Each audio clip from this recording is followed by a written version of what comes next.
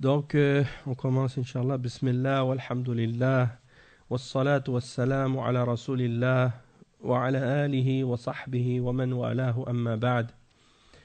Donc, on commence aujourd'hui le cours 24 dans le livre de Cheikh Salih al-Fawzan, hafidhahullah, qui s'intitule Al-Mulakhas al-Fiqhi, et on est toujours dans Kitab al-Talaq, le livre du divorce. Et on commence aujourd'hui un chapitre dans ce livre qui s'intitule Babun fi ahkam al-idda. Babun fi ahkam al-idda, c'est-à-dire un chapitre au sujet des règles de la idda. Et la idda, c'est la période qu'une femme doit attendre après que le divorce a été prononcé. Également, lorsque une femme, son mari est décédé, elle doit attendre une certaine période, et cette période qu'on appelle al-idda. On a déjà parlé des règles de la idda dans les cours précédents. Lorsqu'on a parlé du divorce, on a parlé un petit peu de la idda en même temps, parce que c'est relié au sujet. Donc il y a des sujets qui sont interreliés. Donc tous les sujets dont on a parlé jusqu'à date dans le sujet du divorce, eh bien, la plupart, ils ont un lien les uns avec les autres. On a parlé de raja'a, raja'a, c'est-à-dire lorsque quelqu'un il reprend sa femme. Tout ça, on en a parlé. Et donc, il y avait un lien avec al-idda dedans.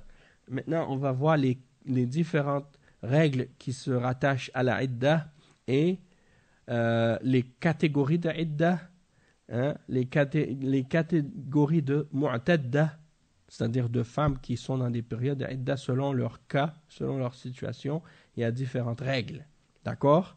Donc, c'est ça qu'on va essayer de comprendre aujourd'hui, Inch'Allah.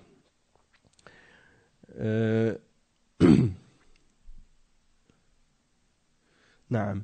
Donc, le cheikh, il commence et il dit Min athar al-talaq al-idda wa yuradu biha al-tarabbus al-mahdud shar'an. Al-tarabbus al-mahdud shar'an. Donc, qu'est-ce que signifie la idda?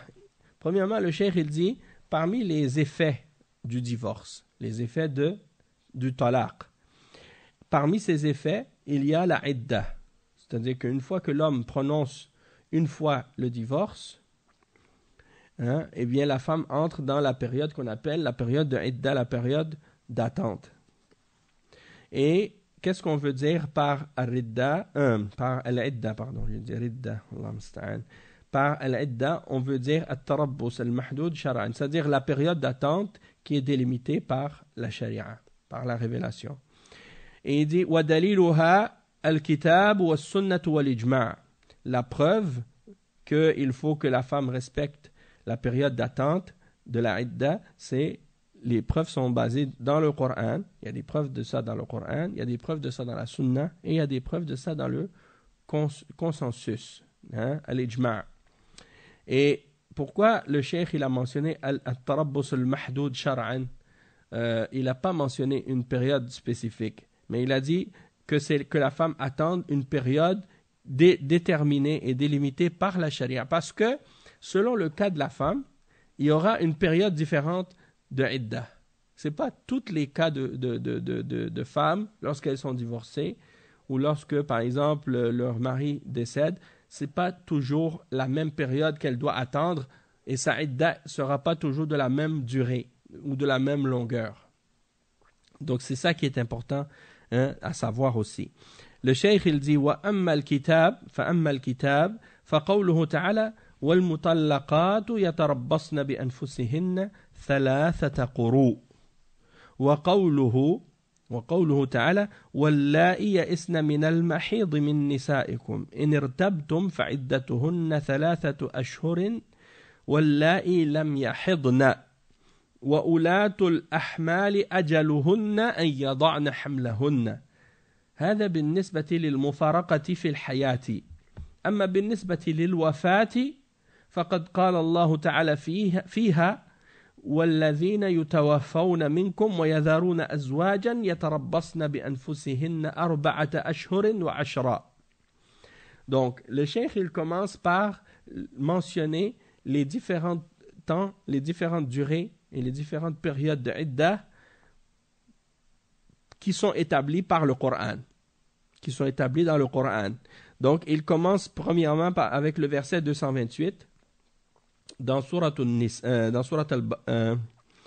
al-Baqarah. 228 dans Surat al-Baqarah. Allah subhanahu wa ta'ala dit dans ce verset-là, Ahmed, wa alaykum salam wa rahmatullahi wa barakatuh. حفظك الله. مرحبا بك. Ok, dépêche-toi, Inch'Allah. Parfait, parfait. Wa alaykum salam wa rahmatullah. والمطلقات يتربصن بأنفسهن ثلاثة قروء. Ce qui signifie, et les femmes divorcées doivent observer un délai d'attente de 3 menstrues. Ok? Al-Quru, c'est les périodes de menstrues. Ici, ensuite, il y a un autre verset dans Surat At-Talaq qui mentionne d'autres exemples de idda aussi et d'autres cas. Donc, Surat At-Talaq, c'est la sourate qui s'intitule justement At-Talaq, qui est la sourate qui explique certaines règles du divorce dedans. Et dans cette sourate-là, le verset 4, Allah subhanahu wa ta'ala, il dit: si vous avez des doutes à propos de la période d'attente de vos femmes qui n'espèrent plus avoir de règles, hein, leur délai est de 3 mois. C'est-à-dire les femmes qui n'espèrent plus avoir de règles, ça veut dire quoi?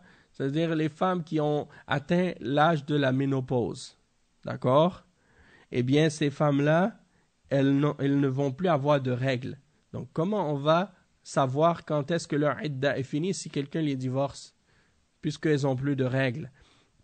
Eh bien, Allah subhanahu wa ta'ala dit dans le verset 4, dans Surat At-Talaq, hein, leur délai est de 3 mois. Et il dit également, de même que pour celles qui n'ont pas encore de règles, c'est-à-dire de même que des femmes qui, vous les avez mariées, elles sont encore jeunes, elles n'ont pas encore eu leurs règles. Donc, si quelqu'un les divorce dans ce cas-là, qu'est-ce qui va arriver? Eh bien, par exemple, elles vont avoir une période d'idda de 3 mois aussi. Hein? De même que pour celles qui n'ont pas encore de règles. Maintenant, quant à celles qui sont enceintes, hein, la femme qui est enceinte, est-ce qu'elle a ses règles? Non, elle n'a pas de règles.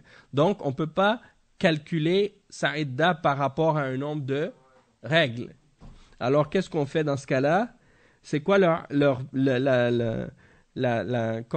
comment on détermine que leur idda est terminée? Eh bien, il dit, Allah subhanahu wa ta'ala dans ce verset, ce qui signifie, quant à celles qui sont enceintes, leur période d'attente se terminera à leur accouchement. Donc, leur idda, elle s'arrête, elle termine lorsque elles accouchent. Hein? C'est ça le terme, la fin de leur période de idda. Et ça, c'est, le cheikh dit, ces cas-là qu'on vient de mentionner, c'est lorsqu'il y a une séparation entre l'homme et sa femme pendant que les deux sont encore en vie, pendant que le mari est encore vivant. Et en ce qui concerne la séparation de la femme de son mari à cause de la mort ou à cause du décès, lorsque son mari meurt, eh bien, Allah subhanahu wa ta'ala, il parle de la idda de la femme dont la femme veuve dont le mari est mort dans le verset 234 dans Surat Al-Baqarah. 234 dans Surat Al-Baqarah, Allah subhanahu wa ta'ala dit: ceux des vôtres que la mort frappe et qui laissent des épouses, celles-ci doivent observer une période d'attente de 4 mois et 10 jours. D'accord? Donc ça veut dire que la femme dont le mari est décédé, elle doit passer une attente de 4 mois et 10 jours. Donc ça, c'est les périodes de iddah de la femme. Et bien entendu, on calcule selon les mois hijri, comme on l'a déjà expliqué, et non pas les mois du calendrier chrétien. Le cheikh, il dit maintenant les preuves de la sunna. الدليل من السنة حديث عائشة رضي الله عنها قالت أمرت بريرة أن تعتد بثلاث حيض أمرت بريرة أن تعتد بثلاث حيض رواه ابن ماجه ولغيره من الأحاديث. Donc parmi les preuves de la sunna, le hadith de Aïcha radiyallahu anha où elle dit umirat, ici c'est umirat, j'ai dit amartu, mais c'est plutôt umirat, umirat barira an ta'tad bi thalathi hiyad. Donc Barira, qui était l'esclave de Aïcha radiyallahu anha, que Aïcha a libéré, elle dit, elle a été ordonnée de faire une idda de 3 menstrues, 3 périodes de menstrues. Donc c'était ça, ça c'est un exemple de délimitation de la idda. Et ça c'est rapporté par Ibn Majah et à d'autres également hadiths à ce sujet-là. Il dit wa amma al-hikmah. Donc on a expliqué les preuves du Coran et de la Sunna. Et le cheikh dit ensuite وأما الحكمة في مشروعية العدة فهي استبراء رحم المرأة من الحمل لئلا يحصل اختلاط الأنساب وكذلك إتاحة الفرصة للزوج المطلق ليراجع إذا ندم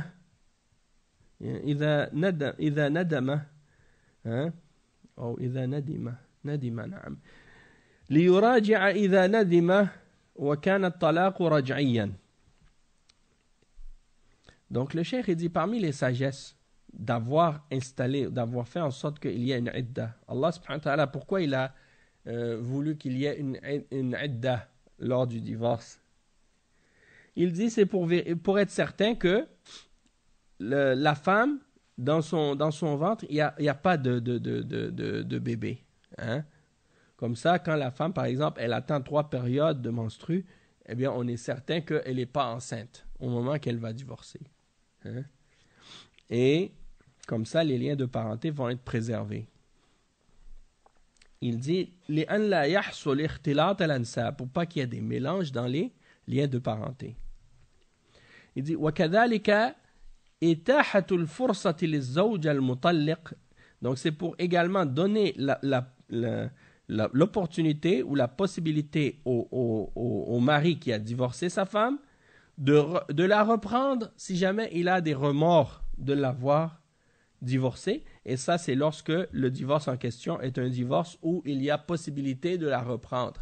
C'est-à-dire lorsqu'il l'a divorcée moins que 3 fois. Il n'a pas divorcé 3 fois. Donc, il peut la reprendre. ومن الحكمة أيضا تعظيم عقد النكاح وأن له حرمة وتعظيم حق الزوج المطلق.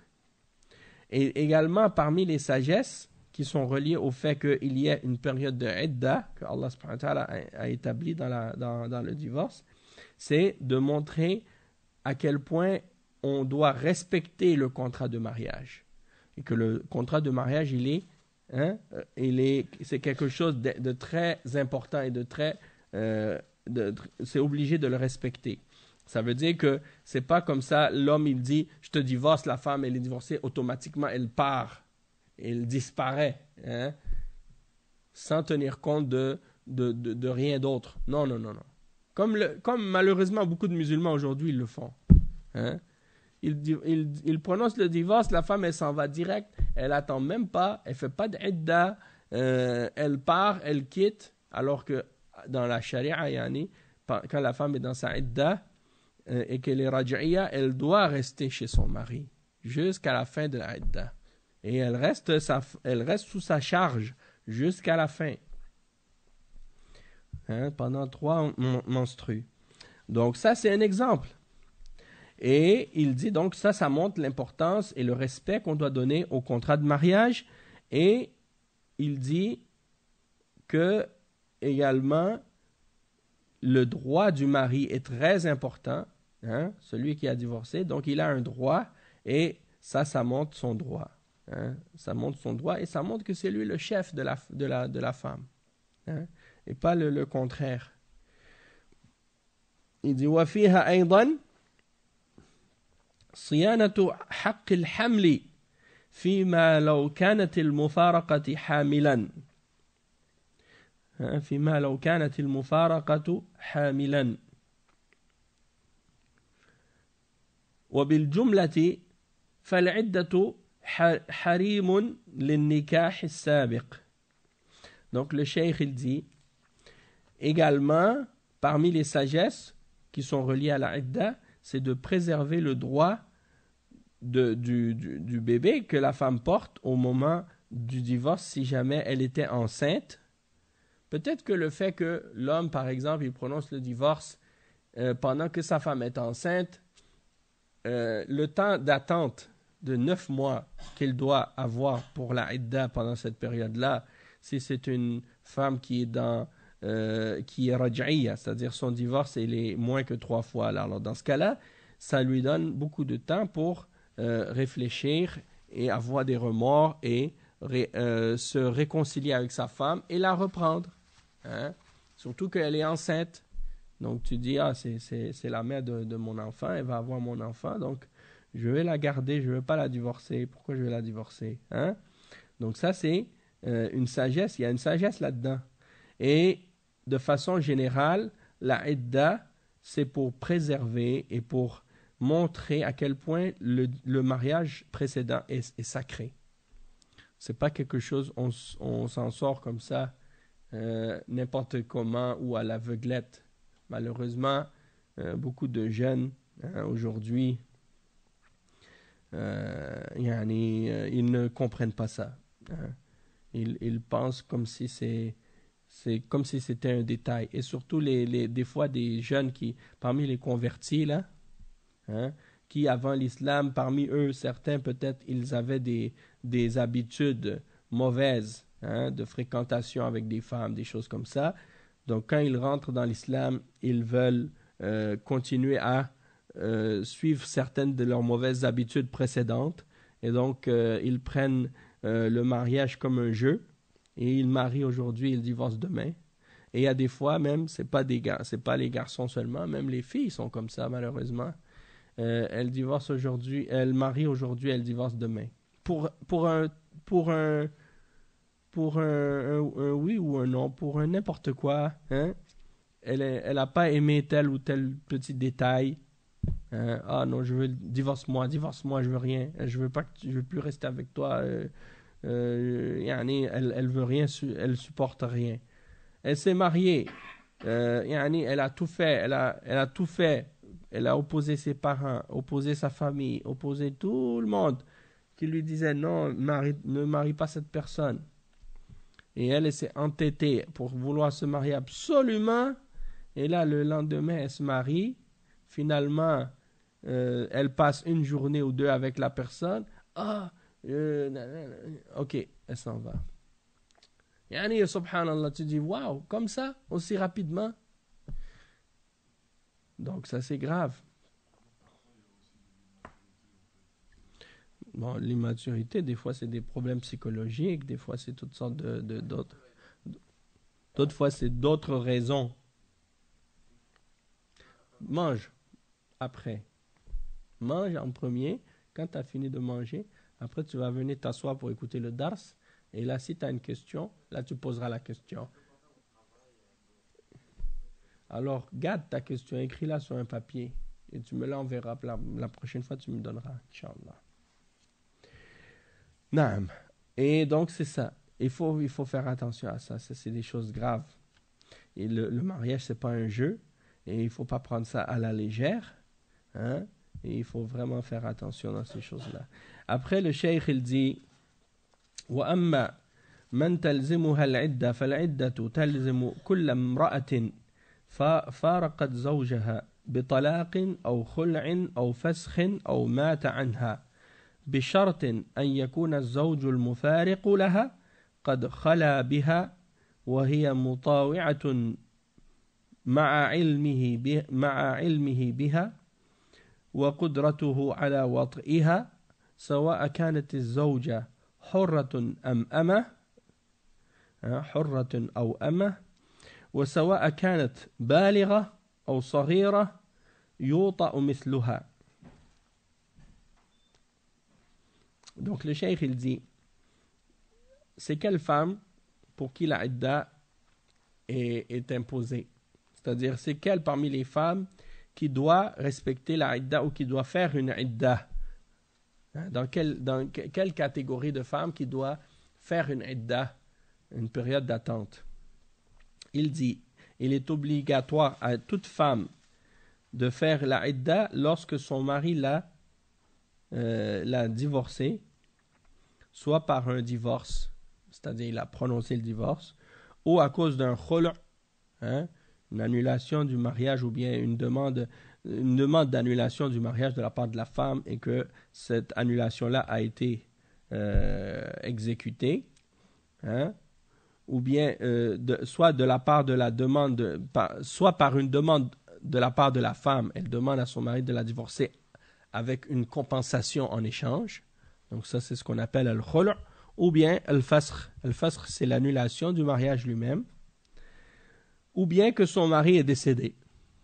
Donc c'est ces catégories-là parmi les femmes qui doivent faire une idda, à condition que le mari qui les a divorcées ou dont elles se sont séparées se sépare d'elle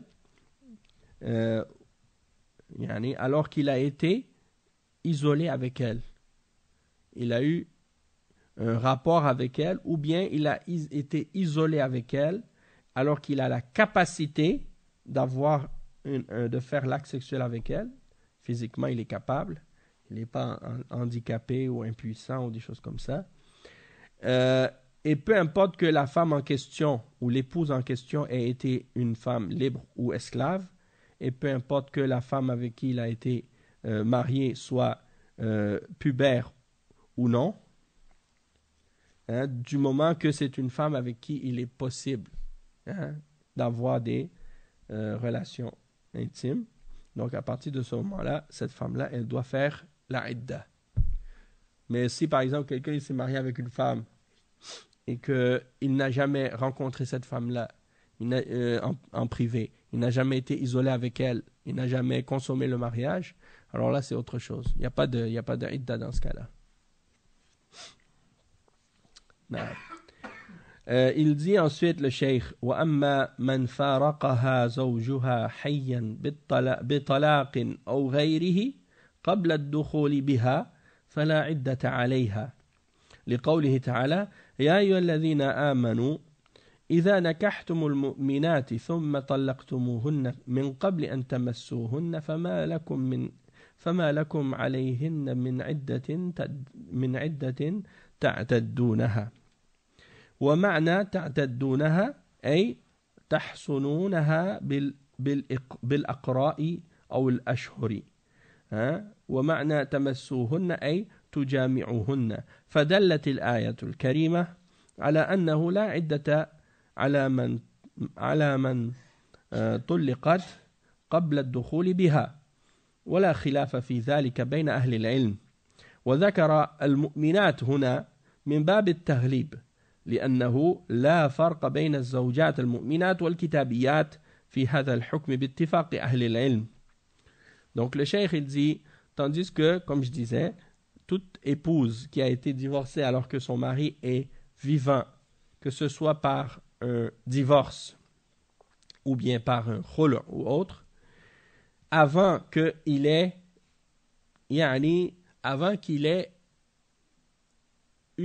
consommé le mariage ou avant qu'il se soit isolé avec la femme, alors dans ce cas-là, il n'y a pas d'idda pour la femme. Si il l'a divorcée avant qu'il se soit isolé avec elle, ou bien avant qu'il ait consommé le mariage. De façon générale, les ulama ils considèrent que si un homme s'est isolé avec la femme, que c'est comme si le mariage a été consommé, même s'il n'y a pas eu de consommation du mariage lui-même. Et le cheikh il dit, et Allah subhanahu wa ta'ala dit dans le verset 49 dans Surat Al-Ahzab, ô vous qui avez cru, lorsque vous épousez les croyantes, et puis que vous les divorciez, avant de les avoir touchées, alors vous n'avez pas dans ce cas-là de idda que vous devez leur faire respecter en calculant les nombres de jours, les nombres de mois ou les nombres de périodes de menstrues. Et quand il dit avant que vous les ayez touchées, c'est-à-dire d'avoir des rapports intimes avec elles, c'est-à-dire des relations sexuelles. Le cheikh il dit fadalat al-ayat al-karima. Donc ça c'est la preuve dans ce verset-là, ce noble verset, il prouve que il n'y a pas d'idda pour la femme qui a été divorcée avant qu'il y ait eu isolement ou consommation du mariage ou isolement avec la femme. Et il n'y a pas de divergence à ce sujet-là entre les hommes de savoir et de science. Tous les ulama sont d'accord sur ça. Et le fait que dans le verset, Allah ait mentionné les croyantes, إِذَا نَكَحْتُمُ الْمُؤْمِنَاتِ, il dit le cheikh que ça c'est pour dire que c'est la règle générale ou qu'est-ce qui est le plus courant. Sinon, il n'y a pas réellement de différence entre le fait que les épouses en question soient croyantes ou des femmes parmi les femmes des gens du livre, chrétiennes ou juives. Elles doivent elles aussi respecter ça. Donc, si c'est une femme parmi les gens du livre que tu as épousée et que c'est une juive ou une chrétienne et que tu ne l'as pas encore, disons que tu n'as pas encore été isolé avec elle et que tu n'as pas encore consommé le mariage, eh bien, à partir de ce moment-là, si tu la divorces, eh bien, elles n'ont pas d'idda à respecter. Tandis que s'il y avait consommation, ou bien s'il y avait isolement ou consommation, alors dans ce cas-là, il y aurait une idda, même pour les femmes des gens du livre. D'accord? Et le cheikh il dit وَأَمَّا الْمُفَارَقَةُ بِالْوَفَاةِ فتعتد مطلقا سواء كانت الوفاة قبل الدخول أو بعده لعموم قوله تعالى والذين يتوفون منكم ويذرون أزواجا يتربصن بأنفسهن 4 أشهر وعشرا ولم يرد ما يخصصها. Il dit le cheikh que tandis que la séparation qui a été causée par le décès du mari, alors dans ce cas-là, la femme doit de façon générale faire une idda, peu importe que l'homme ait consommé le mariage ou non. Peu importe qu'il y ait eu une consommation du mariage ou non, du moment que la femme, on a fait le contrat de mariage et que son mari meurt, le mari meurt, l'époux meurt, alors la femme doit faire une période de idda, peu importe, même s'il n'a pas été isolé avec elle, même s'il n'a pas prononcé même s'il n'a pas été isolé avec elle, même s'il n'a pas consommé le mariage, elle doit, la femme, dans ce cas-là, faire cette idda de 4 mois et 10 jours. Parce qu'il n'y a rien qui vient restreindre ou limiter l'application de cette idda-là, pour ce cas-là. Ensuite, le cheikh il dit وَأَمَّا أَنْوَاعَ الْمُعْتَدَّاتِ فَهُنَّ عَلَى سَبِيلِ الْإِجْمَالِ سِتٌّ. En ce qui concerne les différentes catégories de femmes qui doivent faire une idda, elles sont de façon résumée 6 catégories. 6 catégories de femmes. Donc la première c'est al-hamil, c'est-à-dire la femme qui est enceinte. La deuxième, al-mutawaffa anha zawjuha min ghayri hamlin minhu, c'est-à-dire la femme dont l'époux est décédé sans qu'elle soit enceinte de lui. Wal-ha'il allati tahidu wa qad furiqat fil hayati, la femme qui est ha'il, c'est-à-dire qui a pas de règles, qui est pas enceinte, La femme qui est ha'il, on dit c'est celle qui n'est pas enceinte, c'est-à-dire celle qui a ses règles, ses périodes de menstrues, et qui a été divorcée pendant que son mari est vivant, pendant la vie de son mari. Il dit وَالْحَائِلَ الَّتِي لَا تَحِيضُ لِصِغَرٍ أَوْ إِيَاسٍ وهي مفارقة في الحياة. La femme qui n'est pas enceinte, mais qui n'a pas de règles, parce que soit elle est trop jeune, ou soit elle est ménopausée. Donc ça fait 4. وَمَنْ ارْتَفَعَ حَيْضُهَا وَلَمْ تَدْرِ مَا رَفَعَهُ. De même que celle qui n'a pas de règles, mais ce n'est pas à cause de la ménopause. On ne sait pas pourquoi ces règles se sont interrompues sans qu'on sache une raison. Peut-être pour une maladie ou bien pour un autre exemple. وَامْرَأَةُ الْمَفْقُودِ. وَامْرَأَةُ الْمَفْقُودِ. La femme dont le mari, on ne sait pas qu'est-ce qui lui est arrivé.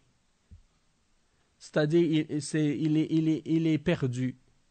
Comme on dit, il est perdu, c'est comme si il est parti, puis il n'est jamais revenu.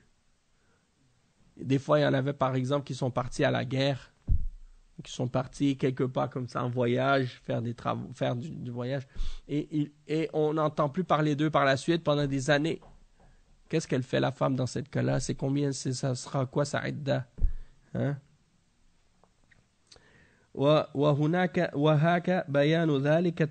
Donc, en principe, ici, ça fait 6. Hein? Ça fait 6.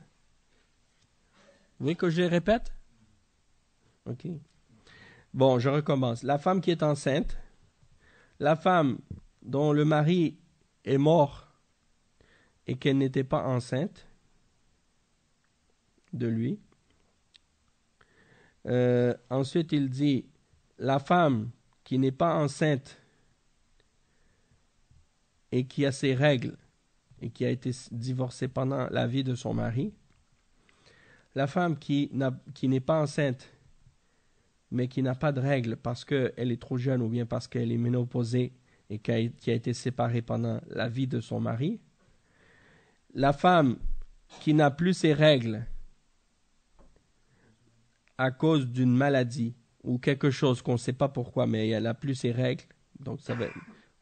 Et la femme dont le mari est perdu. Hein? Donc ça, c'est les différentes catégories. Et il y a des explications détaillées pour chaque cas de ces différentes femmes-là. Donc maintenant, on va les expliquer. Donc le cheikh, il dit « فَالْحَامِلُ تعتد بوضع الحمل سواء كانت مفارقة في الحياة أو بالموت. » Et c'est ça que je voulais mentionner au dernier cours et que j'avais oublié de mentionner en fait par rapport à l'attribution de la paternité du père par rapport à l'enfant, hein, qu'on attribue l'enfant au père. Pour ce qui est de la plus courte période de temps qu'une femme peut accoucher, hein, après avoir été enceinte, c'est 6 mois. Et on a dit que 6 mois, il y avait une preuve à ce sujet-là dans le Coran, en réalité. Et c'est basé sur un calcul que les ulama ont mentionné dans le Coran, le verset dans Surat Al-Qasas, pas dans Surat Al-Qasas, dans Surat Al-Ahqaf, Allah subhanahu wa ta'ala dit « Wa hamluhu wa fisaluhu 30 shahra » et dans l'autre verset, Allah subhanahu wa ta'ala dit « Wa fisaluhu fi amain » Ok? Donc, fisaluhu fi amain, c'est-à-dire le fait que la femme, elle va allaiter l'enfant. Allah il dit l'allaitement, c'est pendant 2 ans. Et dans l'autre verset, il dit l'accouchement et l'allaitement pendant 30 mois. Donc, quand tu calcules 30 mois, ça équivaut à quoi? 12 mois, c'est 1 année. Donc, 24 mois, c'est 2 années. Et 24 ans plus 6, ça fait 30. Donc, la période de hamluhu, c'est lorsque la femme est enceinte, donc c'est la grossesse, wa fisaluhu, et son allaitement est, pendant 30 mois. Donc 30 mois, ça fait 2 ans et 6 mois. Donc ça veut dire que le plus court période qu'une femme peut accoucher, c'est 6 mois. Et ça, c'est basé sur le Coran. Tandis que le plus longue période de grossesse, il n'y a pas de preuve. Il n'y a pas de preuve. On avait dit 4 ans, ça c'est basé sur l'ijtihad des ulama. Mais en fait, c'est même pas l'ijtihad des ulama, comme je disais, c'est pas l'ijtihad, c'est basé sur qu'est-ce que les gens ont trouvé dans l'histoire ou dans les exemples qu'ils ont trouvés. Et par exemple, je lisais dans un livre, il mentionnait que l'imam Malik, les femmes de telle tribu, parmi les Arabes, parfois elles portaient des enfants et leur grossesse durait jusqu'à 4 ans. Et comme certains, parfois ils ont mentionné que ça peut être même plus que ça. Mais la règle générale, ça c'est des cas exceptionnels, la règle générale c'est 9 mois. C'est ça qu'est-ce qui est ma'rouf. Et en passant, les savants, les médecins, ils ne savent pas qu'est-ce qui détermine ou qu'est-ce qui fait que la femme, elle perd ses os puis que ça s'ouvre comme ça, là. Comment ça se déclenche? Qu'est-ce qui fait que ça se déclenche à tel moment? Ils ne savent pas. C'est Allah subhanahu wa ta'ala qui a déterminé que c'est comme ça. Mais en général, quand le bébé arrive à son terme, hein, l'accouchement se déclenche. Les contractions et tout. Bon, pour revenir à notre sujet ici, donc, le cheikh, il explique, il dit, فالحامل تعتد بوضع الحمل سواء كانت مفارقة في الحياة أو بالموت لقوله تعالى وأولاة الأحمال أجلهن أن يضعن حملهن فدلت الآية الكريمة على أن عدة الحامل تنتهي بوضع حملها سواء كانت متوفى عنها أو مفارقة في الحياة وذهب بعض السلف إلى أن الحامل المتوفى عنها تعتد بأبعد الأجلين ولكن حصل الاتفاق بعد ذلك على انقضاء عدتها بوضع الحمل. Donc le cheikh il dit la femme qui est enceinte sa idda, hein, c'est peu importe que ce soit à cause d'un divorce pendant que son mari est vivant ou que son mari soit mort. Donc peu importe que ce soit l'une des deux, sa idda c'est l'accouchement. Une fois qu'elle accouche, sa idda est finie. Et la preuve de ça, c'est le verset 4 qu'on a lu tout à l'heure dans Surat At-Talaq. Et les femmes qui sont enceintes, leur terme, le terme de leur idda, c'est lorsqu'elles accouchent. Et le cheikh il dit que ce verset-là, il prouve donc que la idda pour la femme enceinte se termine lorsqu'elle accouche, peu importe que ce soit à cause du décès de son mari ou parce qu'il l'ait divorcé pendant sa vie. Et certains parmi les salafs ont considéré que la idda de la femme enceinte devait être la plus longue des deux périodes. C'est-à-dire, soit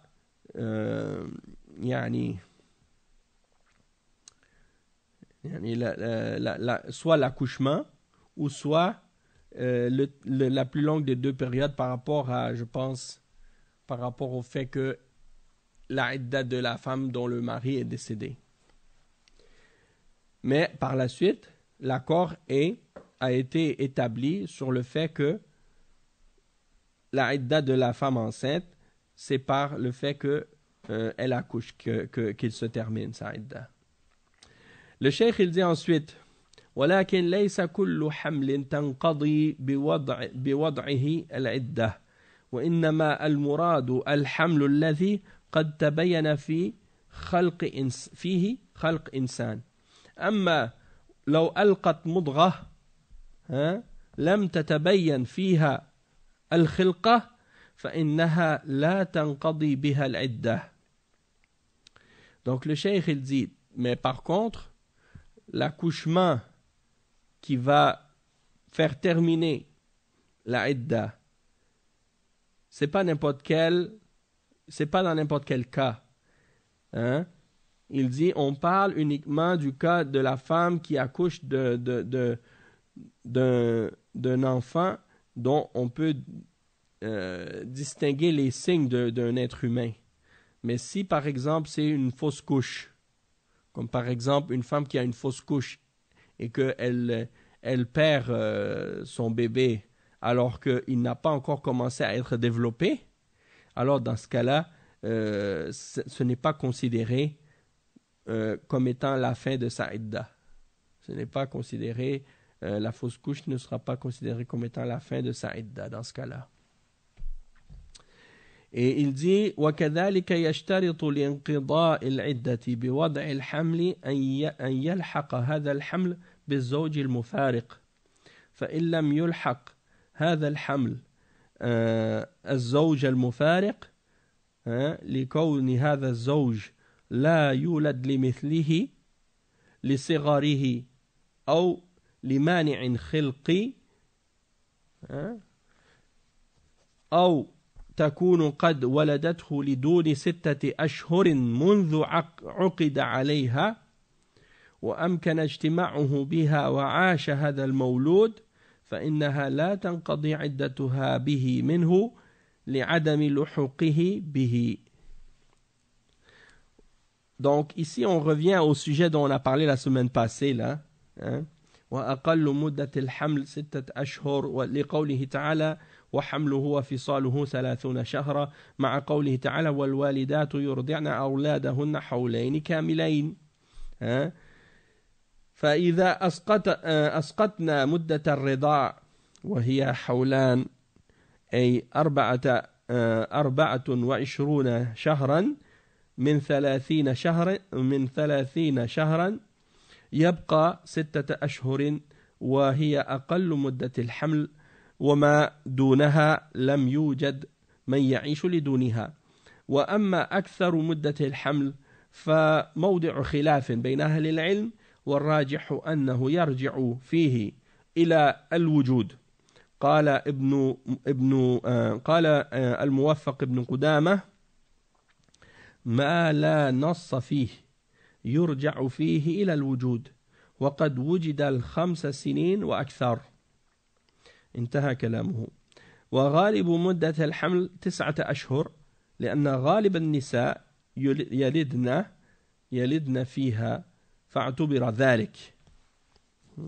Ok, donc le cheikh il dit, de même que une des conditions pour que la idda de la femme soit l'accouchement lorsqu'elle est enceinte, c'est que l'enfant qu'elle porte soit l'enfant du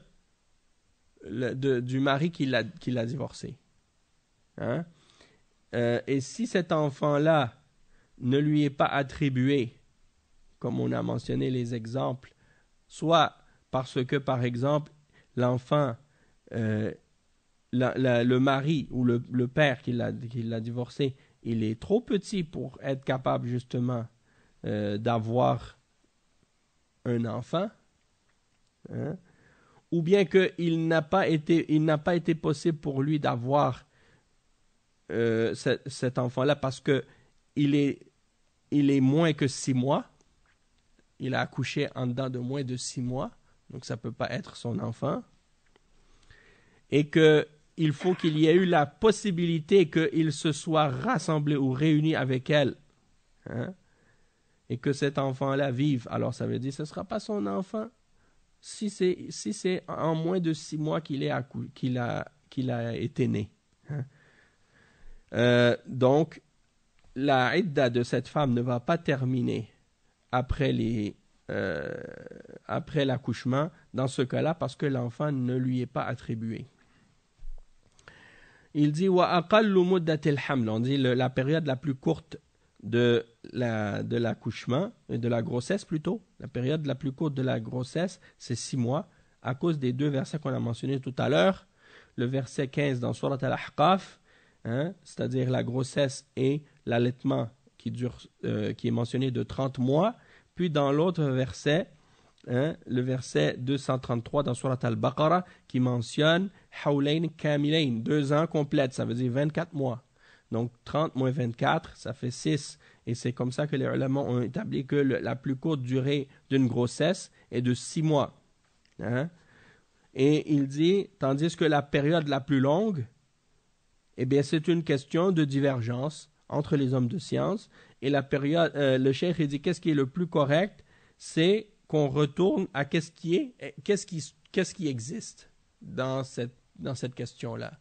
Et il dit, Ibn Qudama, il a dit, lorsqu'il n'y a pas un texte clair et explicite pour déterminer une durée quelconque, alors on retourne à quoi? On retourne à qu'est-ce qui existe, qu'est-ce qu'on retrouve. Et on a trouvé parfois des femmes qui ont accouché après 5 ans ou plus.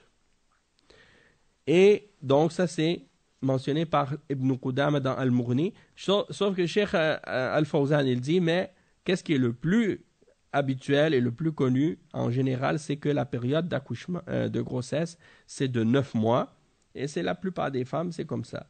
Donc c'est ça qu'on prend en considération. Non. Ouais, c'est des cas que les ulama ont mentionné qu'il y a eu des femmes qui ont été enceintes pendant plusieurs années. Elles n'ont pas accouché tout de suite. Elles ont accouché après plusieurs années. Donc si ça arrive, des choses comme ça qui sont exceptionnelles, eh bien dans ce cas-là, on va pas dire ah ben ça fait 4 ans donc c'est pas son enfant. Non, on va dire oui, c'est son enfant, même après 4 ans parce que il n'y a pas eu d'autres hommes avec qui elle a pu avoir cet enfant-là puisqu'elle n'était pas en contact avec aucun autre homme que lui. Non. Donc ça c'est ça. Puis aussi des fois les ulama ils mentionnent par exemple des cas où par exemple, bon, ça c'est des choses qui peuvent arriver. Ça a été mentionné. Il y a une femme par exemple qui s'est assise sur un endroit, par exemple dans les endroits où elles vont par exemple pour se laver ou bien des endroits comme ça. Puis il y avait des restants de liquide de sperme ou des choses comme ça. Puis elles se sont assises à ces endroits-là. Puis elles sont tombées enceintes à cause de ça. Il y a des cas exceptionnels comme ça pourrait arriver, on ne sait jamais. Donc, en tout cas.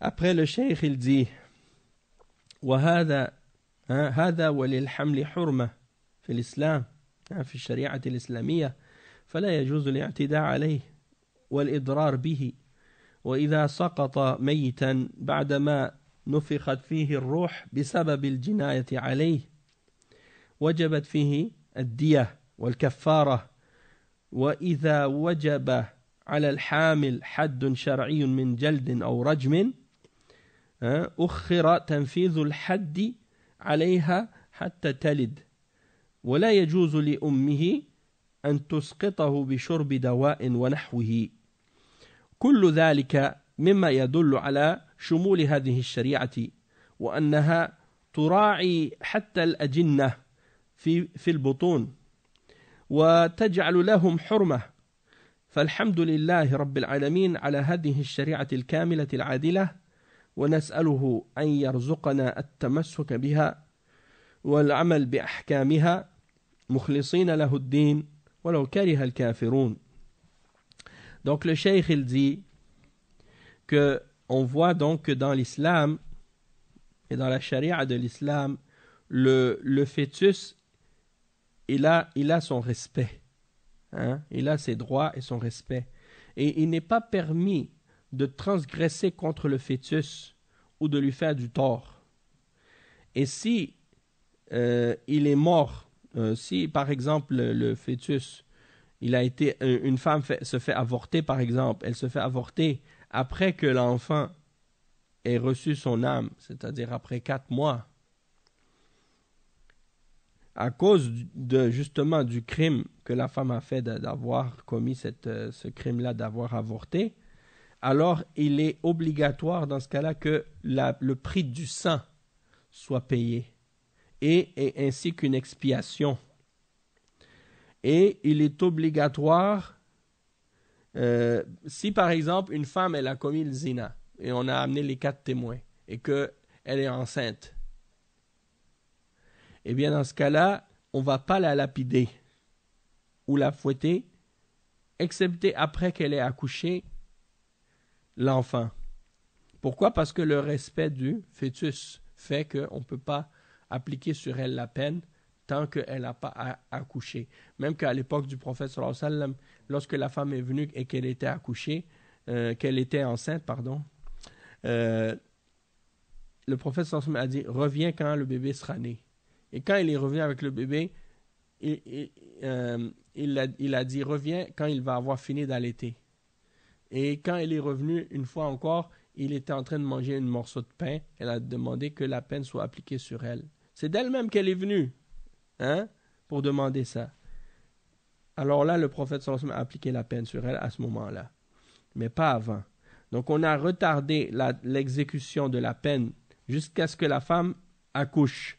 Donc il n'est pas permis pour la femme de se faire avorter, que ce soit par le fait de prendre une substance quelconque ou un produit pour faire tomber le bébé ou pour faire provoquer une fausse couche, ou bien par autre moyen que ça. C'est pas permis. La femme, elle n'a pas le droit de se faire avorter dans l'islam. Si c'est avant les 4 premiers mois, ce ne sera pas aussi grave si c'est avant les 4 mois parce que l'âme n'a pas été encore soufflée à ce moment-là. Donc, ce sera moins grave, mais n'empêche que c'est grave quand même aussi. Et le cheikh, il dit, tout ça, ça indique à quel point la charia, elle est complète et comment elle tient compte du respect des fœtus dans les ventres, et elle lui donne un aspect, elle lui donne un statut sacré, qu'on n'a pas le droit de porter atteinte contre ça. Et aux États-Unis, ça crée toujours des conflits, ces histoires, les pro-choix, les pro-vie, les pro-choix et les pro-vie. Ils veulent tous être pro quelque chose. Ils ne veulent pas être contre, anti-vie. Il n'y a personne qui veut être anti-vie, donc il s'appelle pro-choix. Ala kulli hal, nous, notre religion nous détermine et nous explique ces questions-là. On n'a pas le droit de se baser sur qu'est-ce qu'eux ils ont comme problème pour déterminer quoi que ce soit dans la charia. Et une chose qui est importante à constater et à remarquer en même temps aussi, c'est que les koufars, par exemple, eh bien, parmi les femmes koufars, celles qui vivent dans la j'allais dire, en fait, dans la débauche, parce que c'est une forme de débauche, en réalité, c'est de la perversité. Elles vivent dans le zina et dans le haram, et elles ont multitude de partenaires avec qui elles ont des relations hors mariage. Puis elles pensent que, bon, des fois, elles prennent des précautions pour soi-disant des pilules pour pas tomber enceinte ou bien d'autres moyens. Et quand elles tombent enceintes, elles disent « Ah, mais là, je vais me faire avorter parce que sinon, j'aurai plus ma liberté, j'aurai des responsabilités, je vais devoir arrêter de m'amuser, de sortir, d'étudier ou de finir ma carrière à cause d'un enfant. » Donc, elle décide automatiquement de mettre fin à cette grossesse-là. Mais pourquoi? Parce que le but déjà à la base, pourquoi elle a eu cet enfant-là, c'est comme pour elle un accident. Ils ont dit « Ah, ça c'est un accident. » Et des fois, il y en a qui continuent, qui décident d'avoir l'enfant, puis après ils disent à leurs enfants plus tard « Ah, toi, t'étais juste un accident. » Ouais, peut-être pour elle, t'es un accident. Pour Allah, t'es pas un accident parce que Allah, il a voulu que tu existes. S'il n'aurait pas voulu, tu n'aurais pas existé, donc t'es pas un accident. D'accord? Donc, C'est ça. Même le prophète sallallahu alayhi wa sallam, quand il avait parlé de Al-Azl. Al-Azl, c'est quoi? C'est traduit en... Ils utilisent les kuffars un mot latin pour expliquer que c'est... le coitus interruptus, ils disent c'est quand quelqu'un, par exemple, il a un rapport sexuel avec une femme, puis avant l'éjaculation, il se retire. Alors, les sahaba ont demandé au prophète sallallahu alayhi wa sallam à propos de ça. Il y a même un hadith qui dit « Kunna na'zil wal Qur'anu yanzil ». C'est-à-dire, on pratiquait le coitus interruptus alors que le Coran était révélé. Donc, ça veut dire que c'était pas interdit de le faire. Mais le prophète, sallallahu alayhi wa sallam, il a dit à ce sujet-là, il dit, même si, parce que c'était comme un moyen de contraception, soi-disant. Mais le prophète, sallallahu alayhi wa sallam, dit, mais si Allah a décidé que l'enfant va naître, il va naître quand même.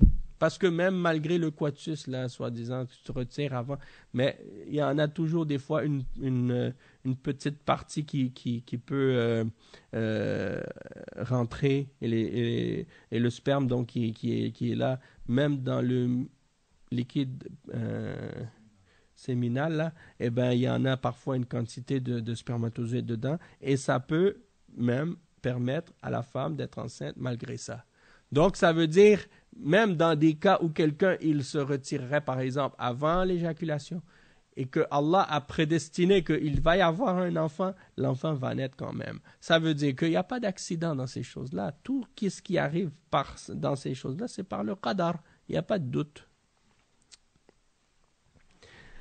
Naam. Donc, ayant dit ça, le cheikh, il dit donc que ça montre que, alhamdulillah, Allah subhanahu wa ta'ala, le Seigneur des mondes, il a établi ses lois dans sa charia de façon parfaite et de façon juste, et on lui demande donc de nous donner la possibilité de rester accroché à cette charia, de continuer à l'appliquer, à appliquer ses règles en étant sincère dans la religion pour Allah, même si cela déplaît aux kuffars, même si cela déplaît aux kuffars. Ensuite, le cheikh il dit والمتوفى عنها إذا كانت غير حامل تعتد 4 أشهر و10 أيام سواء كانت وفاته قبل الدخول بها أو بعده وسواء كانت الزوجة ممن يوطأ مثلها أم لا وذلك لعموم قوله تعالى والذين يتوفون منكم ويذرون أزواجا يتربصن بأنفسهن 4 أشهر و10. Donc, le cheikh il dit ensuite, tandis que la femme dont l'époux est décédé et qu'elle n'était pas enceinte, elle doit faire une idda de 4 mois et 10 jours. C'est qu'est-ce qu'on appelle aussi al-hidad. Al-hidad, c'est-à-dire la période de veuvage. Et donc, les 4 mois et 10 jours, peu importe que le décès de la femme ait été avant l'isolement ou la consommation du mariage, ou après. Du moment qu'elle est une épouse de cet homme, même si c'est une femme avec laquelle on ne peut pas encore avoir des rapports intimes, si elle est trop petite par exemple, ou des choses comme ça. Parce que des fois, parmi les exemples, des fois, un homme peut faire un contrat de mariage avec une famille, par exemple, pour leur fille, même si elle est jeune, puis ils attendent jusqu'à ce qu'elle atteigne la puberté.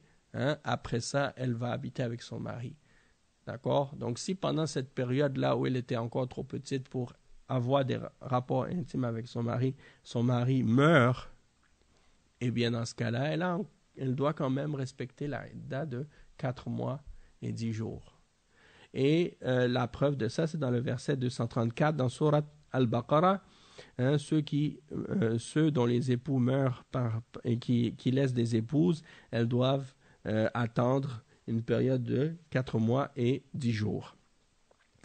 Et le cheikh il dit وقال العلامة ابن القيم عدة الوفاة واجبة بالموت دخل أو لم يدخل بها لعموم القرآن والسنة واتفاق الناس وليس المقصود من عدة الوفاة استبراء الرحم ولا هي تعبد ولا هي تعبد محض لأنه ليس في الشريعة حكم واحد إلا وله معنى وحكمة يعقله من عقله ويخفى على من خفي عليه انتهى كلامه. Donc le cheikh il explique et il dit que l'imam Ibn al-Qayyim a mentionné que la idda par le décès c'est obligatoire au moment de la mort du mari, peu importe que l'homme ait consommé ou été isolé avec la femme ou non, à cause des preuves générales dans le Coran, dans la Sunna et l'accord des musulmans à ce sujet-là. Et le but de cette idda, c'est pas seulement de vérifier que la femme elle n'a pas eu d'enfant ou elle n'était pas enceinte. Et ce n'est pas non plus purement dans le sens de l'adoration. C'est-à-dire c'est pas purement religieux dans le sens de l'adoration, comme par exemple quelque chose, Allah peut l'ordonner uniquement parce qu'il veut nous éprouver ou tester par quelque chose. Donc il dit c'est pas juste pour ça. Et il dit qu'il n'y a rien dans la charia qui a un seul jugement ou un seul verdict, excepté qu'il y a une sagesse et une autre signification. Peut-être qu'on peut le comprendre ou parfois on n'arrive pas à le comprendre. Peut-être que ça peut échapper à certains et ne pas échapper à d'autres. Mais de toute manière, on sait qu'il y a une sagesse là-dedans. Hein? Fin de la citation de l'imam Ibn al-Qayyim dans Zad al-Ma'ad. Après le cheikh, il dit وقال الوزير وغيره اتفقوا على أن عدة المتوفى عنها زوجها ما لم تكن حاملا 4 أشهر و10. انتهى كلامه. Donc il dit al-Wazir, un parmi les ulama, et d'autres également parmi les ulama, on dit les savants sont tous d'accord que la idda de la femme dont l'époux est décédé, tant qu'elle n'est pas enceinte, c'est de 4 mois et 10 jours. Hein? Donc il y a un accord là-dessus.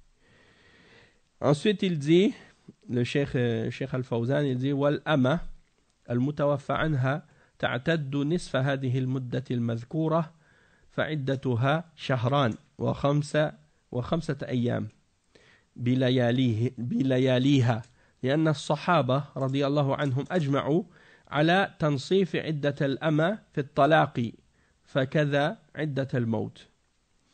وقال قال الموفق ابن قدامة في قول عامة أهل العلم منهم مالك والشافعي وأحمد وأصحاب الرأي ومنهم مالك والشافعي وأصحاب الرأي وقال في المبدع أجمع الصحابة على أن عدة الأمة على النصف من عدة الحرة وإلا فظاهر الآية العموم. Donc le cheikh il explique, il dit que tandis que l'esclave dont le mari est décédé, elle, sa idda, c'est la moitié de la idda de la femme libre. Ça veut dire que au lieu d'être 4 mois et 10 jours, ça va être 2 mois et 5 jours. Hein? Et il dit, parce que les sahaba, ils sont tous d'accord sur le fait que la idda de l'esclave pendant le divorce, elle est de la moitié de la idda de la femme libre. Et donc, c'est la même chose pour la idda à cause du décès. Et Al-Muwaffaq Ibn Qudama, un des grands ulama, parmi les savants ulama des Hanabila, Ibn Qudama, il dit que c'est la parole de la majorité des hommes de science. Parmi eux, l'imam Malik, l'imam Shafi'i et Ashab al-Ra'i. Et c'est-à-dire Al-Hanafiya. En général, Ashab al-Ra'i, ça veut dire Al-Hanaf. Et il dit, وقال في المبدع, المبدع c'est Ibn Muflih, Ibn Muflih qu'il a écrit, je pense. Ou bien Al-Mubdi' c'est un autre. Oui, c'est un autre, c'est pas Al-Mubdi'. Ibn Muflih c'est un autre livre. Je me mélange.